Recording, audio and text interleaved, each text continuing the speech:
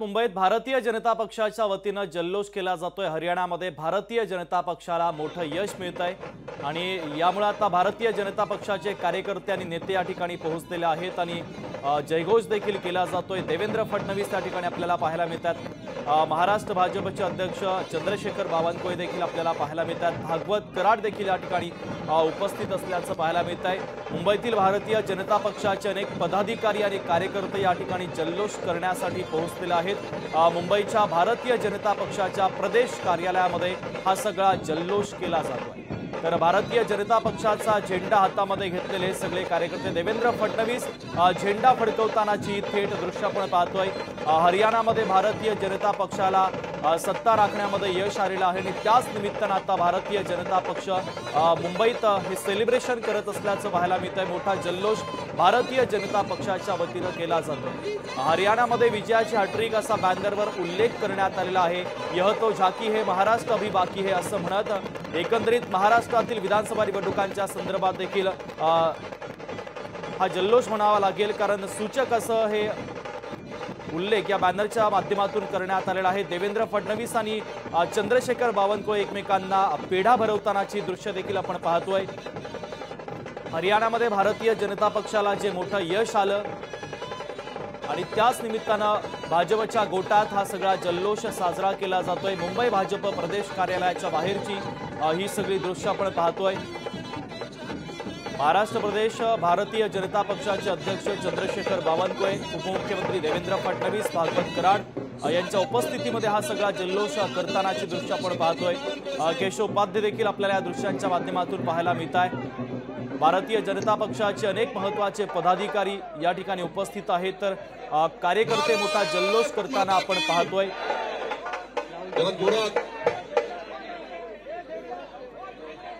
भारत माता की वंदे, छत्रपती शिवाजी महाराज की जय, भवानी जय शिवाजी, महामानव डॉक्टर बाबासाहेब आंबेडकर की।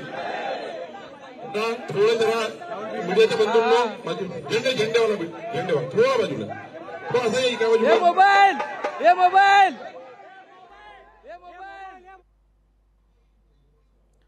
तर हे दृश्य आपण पाहतोय। देवेंद्र फडणवीसांच्या उपस्थितीमध्ये हा सगळा जल्लोष भारतीय जनता पक्षाच्या वतीने केला जातोय। एकमेकांना मिठाई या ठिकाणी भरवली जाते। हरियाणामध्ये भारतीय जनता पक्षाला जे यश आलं त्या यशाचा हा जल्लोष महाराष्ट्र भाजपच्या वतीने मुंबईत साजरा केला जातोय। मुंबई भाजप प्रदेश कार्यालयाच्या बाहेरची दृश्य देखील आपण पाहतोय। ज्यांचा उल्लेख 14 कोटी जनतेमध्ये होतो, महाराष्ट्राचे लोकनेते देवेंद्र फडणवीसजी, एकदा जोरात देवेंद्रजी करता आपण सर्व टाळ्या वाजवू।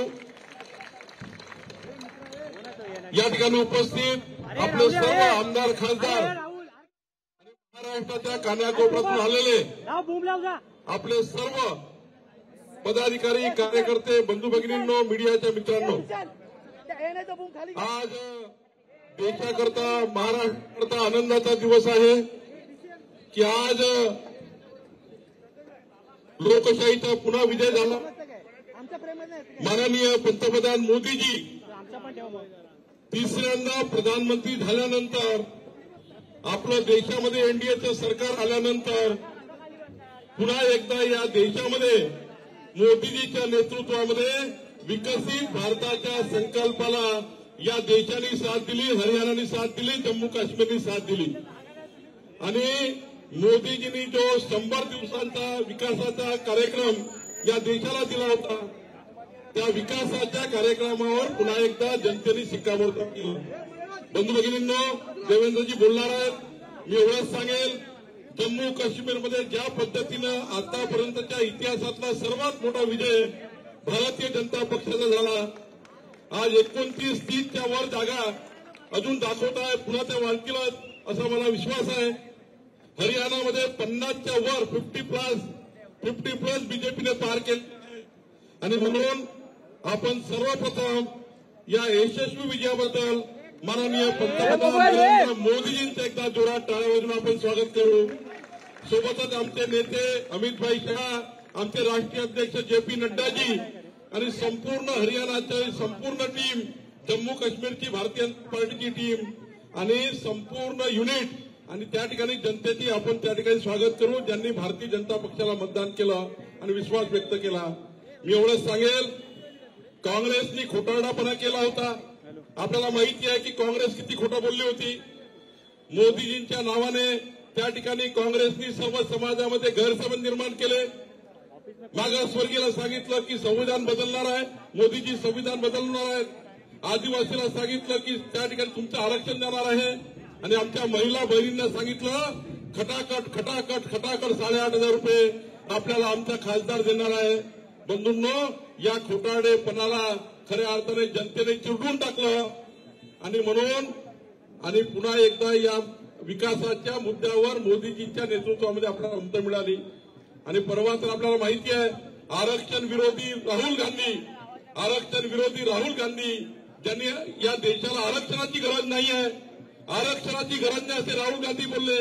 एकीकडे मोदीजी संविधान हातात घेऊन या देशाला आरक्षणाची गरज आहे, सर्व समाजाला आरक्षण, एससी एसटी ओबीसीना आरक्षण मिळालं पाहिजे, महामानव डॉक्टर बाबासाहेब आंबेडकरांनी दिलेलं आरक्षण टिकलं पाहिजे, याकरता मोदीजी काम करतात आहे. आणि राहुल गांधी त्या ठिकाणी आपल्या या आरक्षण विरोधी भूमिकेवर आपला त्या ठिकाणी त्यांनी आणलाय. आणि म्हणून मी एवढंच सांगेल, जनतेने खोटारडेपणाचा बदला घेतला. आता महाराष्ट्रामध्ये आमचे लोकनेते देवेंद्र फडणवीसांच्या नेतृत्वामध्ये महाराष्ट्रात विजयाची घोडदौड आपल्या सर्वांना पुढे न्यायची आहे. देवेंद्रजीच्या नेतृत्वामध्ये पुन्हा एकदा या महाराष्ट्रामध्ये या ठिकाणी भारतीय जनता पार्टी आपली पुढे जाणार आहे.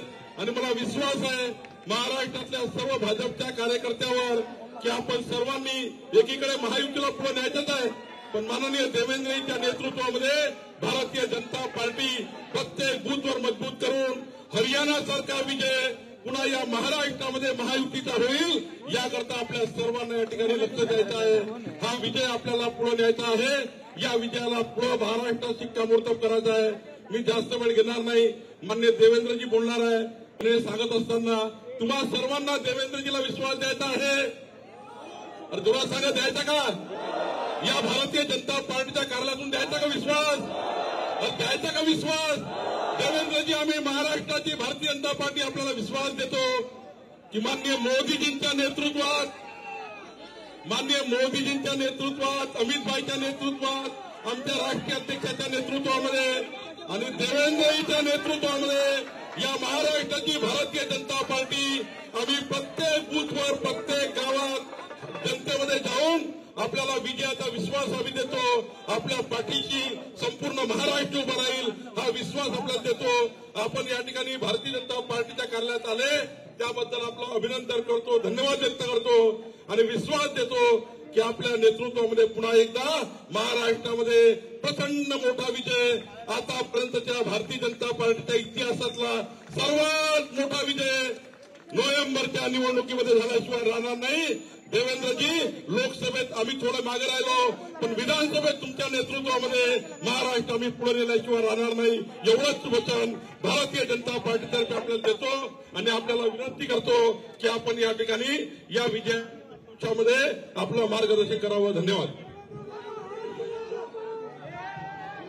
भारत माता की जय.